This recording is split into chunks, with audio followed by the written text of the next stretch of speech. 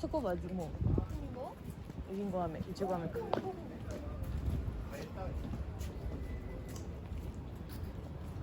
閉まっとるってで何百年って続いてたの。これを超えたの近代。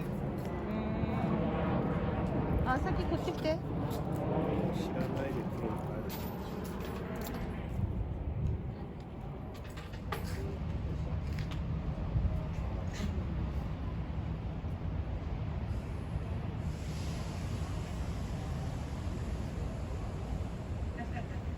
こういう作り方。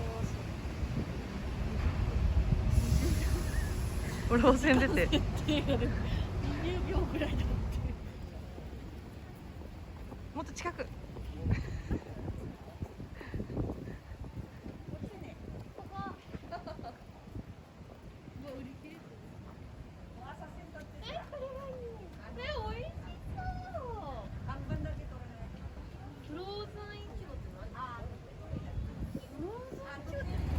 行きます。あ、取れてた。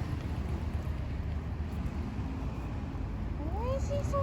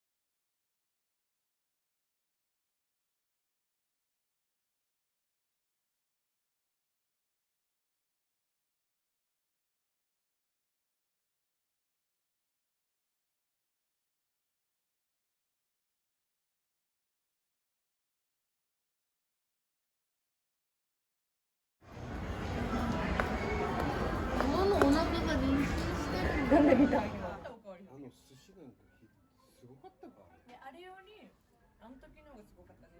あの出前より店に行った時のやつの方がいいお寿司屋さん。でもあれすごかった行ったじゃん、個室みたいなところで。ごめんなさいね。マジ大雨だったね、あの時。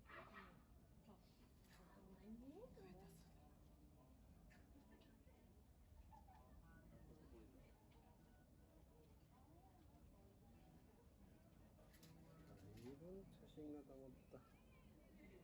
これついてるよ。いい、パパにあげて。